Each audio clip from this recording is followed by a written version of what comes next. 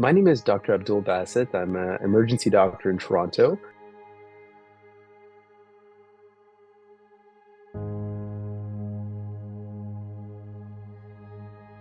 So, what were your first impressions when you arrived to Gaza? So before I went to Gaza, I kind of had an idea that it was going to be different than other medical trips that I had been on before. It's an active war zone, and I figured that it would definitely be harder. We'd have more acute cases, trauma, etc. But what I wasn't prepared for was the sheer amount of uniform destruction of everything. Not just from healthcare infrastructure, but from everything you need to kind of live. Houses, roads, schools, anything to kind of have any semblance of comfort or any semblance of just a regular life was gone. All of Gaza pretty much is operating out of like two or three hospitals, maybe, that really aren't prepared for the amount of volume and acuity that they're seeing today. It was just something that I'll never forget. It's just horrible beyond all words, really. How many doctors were with you, and how many patients did you see collectively? In terms of physicians, we had actually a pretty big group in our delegation. We had maybe like, I think, 10 doctors with us. Most of us ER or critical care physicians, some pediatricians, some internal medicine specialists. In terms of patients, we must have seen thousands. I think every day we were seeing 50 to 60 patients each, and we were there for about 2 weeks on the ground. So it easily comes up to thousands. And how about the proportion of children that you treated? It's insane. I've never treated so many sick kids in my life. I've never had so many children die in my arms in my life. And when you're driving around Gaza, you can't help but look at how many children there are just running around everywhere. When we hear about these bombs that go off in Rafah, you have to understand that there are kids filled in the street, running around without shoes, without clothes. Some of them have parents, some of them don't have parents. One constant thing that I would hear from parents or family members of kids when they would come in a trauma, we would normally cut off their clothes to expose them to see the degree of injuries. I can't tell you how many times the parents ask me to stop because this is the only pair of clothes that they have. And that just gives you an idea of how many kids there are, how little they have. They are really the biggest victims of this genocide. I think to all the other dads that are there that have kids my son's age, I would be losing my mind, thinking, how can I get out of here? I'd be clawing to leave because I couldn't sleep at night thinking about the safety of my child and how horrendous it is that they have to grow up in this war zone. And I think that's another thing too. As parents, as people that have children that we love, anyone like that, we need to remember that the children here are everywhere and they never deserve to be born in this situation. And we need to at least remember them in everything we do.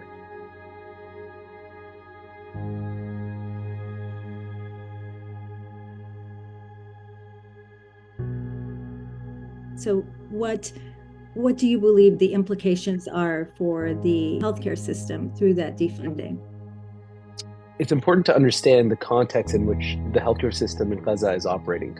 So imagine you had, a functioning healthcare system with several big hospitals, teaching hospitals, tertiary care centers, and those have all been decimated. And more than just the decimation of that, people are being compressed in from the north of Gaza down to the south into Rafah. So now this city that maybe had like 200,000 people has like 1.5 million people.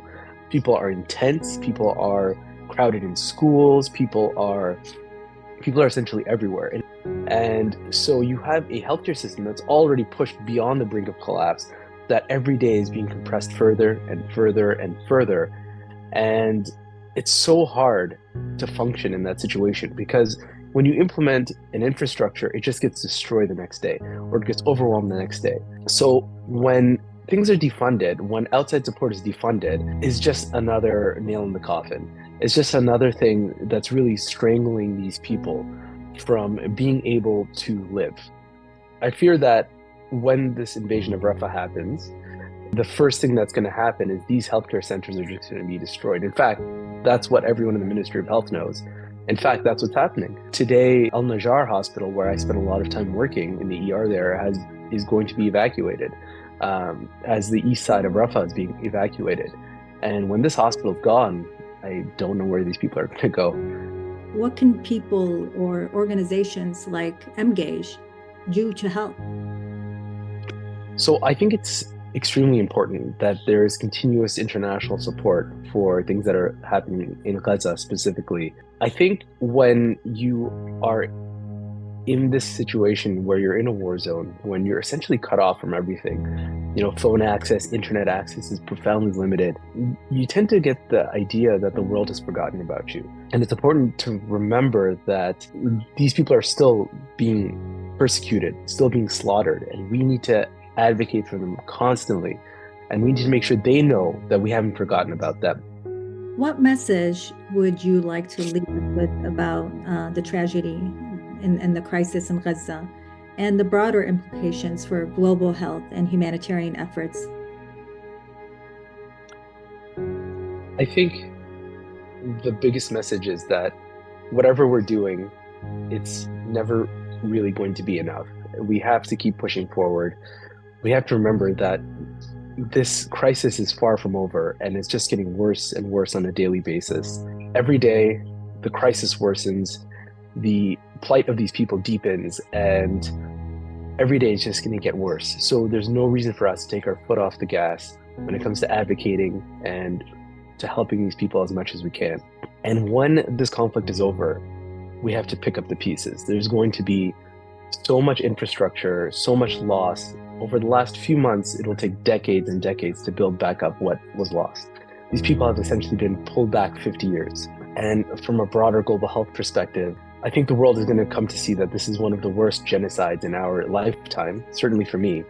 And this is going to impact people on a physical basis, mental basis, spiritual basis for decades to come. And I think that we're going to be seeing waves from this conflict as long as we're alive.